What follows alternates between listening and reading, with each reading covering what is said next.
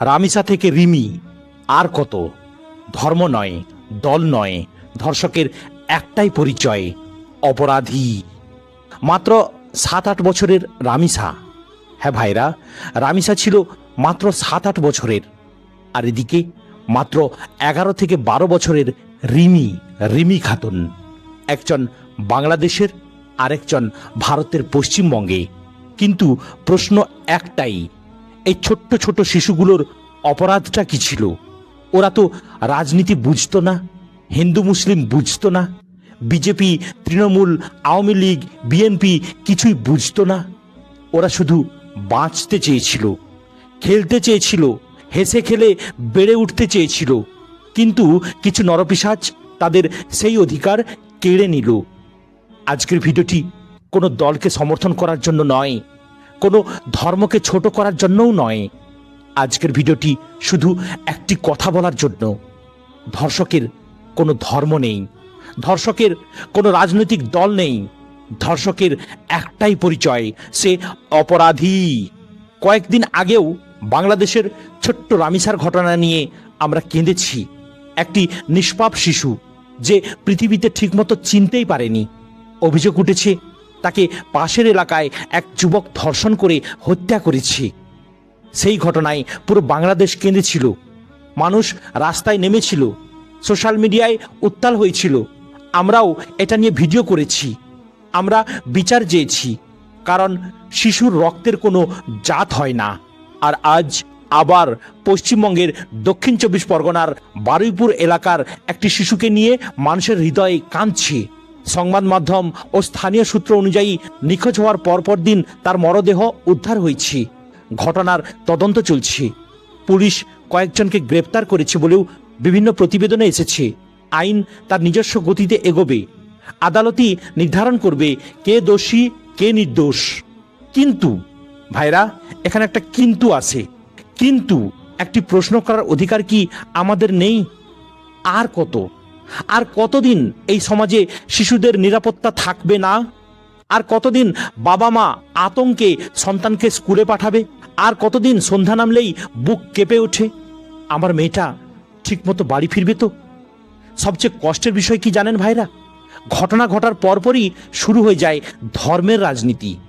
যদি অভিযুক্ত হিন্দু হয় তাহলে একদল বলবে দেখো হিন্দুরা করেছে, যদি অভিযুক্ত মুসলমান হয় তাহলে অন্য দল বলবে দেখো মুসলমানরা করেছে। যদি কোনো রাজনৈতিক দলের সঙ্গে নাম জড়ায় তাহলে শুরু হয় রাজনৈতিক লড়াই। কিন্তু সেই ছোট্ট শিশুটি, সে তো আর ফিরে আসে না। আমি একজন মুসলিম, আমার কাছে একজন মুসলিম শিশুর জীবন যেমন মূল্যবান, ঠিক তেমনি একজন হিন্দু শিশুর জীবনও সমান মূল্যবান। একজন খ্রিস্টান শিশুও সমান মূল্যবান, একজন আদিবাসী শিশুও সমান মূল্যবান। কারণ ইসলাম আমাকে শিখিয়েছে একজন নিরপরাধ মানুষকে হত্যা করা যেন সমগ্র মানব জাতিকে হত্যা করার সমান। তাহলে একটি নিষ্পাপ শিশুর উপর পাশবিক নির্যাতন, এটা কত বড় জুলুম ভাবুন একবার। আর যদি আমরা বলি হিন্দুরা করেছে, তাহলে কি সমস্যার সমাধান হবে? না। আবার যদি বলি মুসলমানরা করেছে, তাহলেও কি ধর্ষণ বন্ধ হবে? না। আবার যদি বলি বিজেপির লোক করেছে, তৃণমূলের লোক করেছে, সিপিএমের লোক করেছে, তাহলেও কি আগামীকাল আর কোনো শিশু ধর্ষিত হবে না? না। তাহলে আমাদের আসল লড়াইটা কোথায় হওয়া উচিত?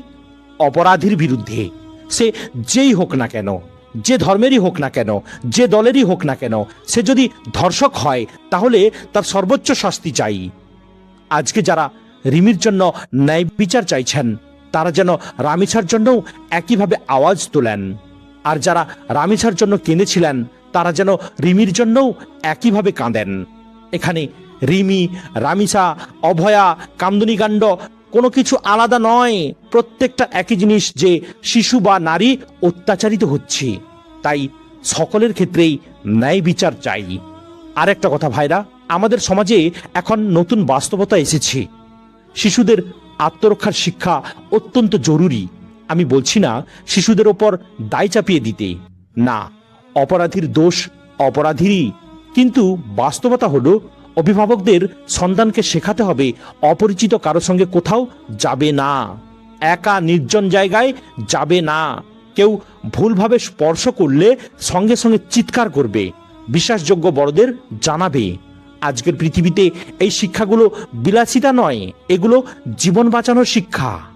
তাই তো বাচ্চাদেরকে ক্যারাটে শেখানো উচিত।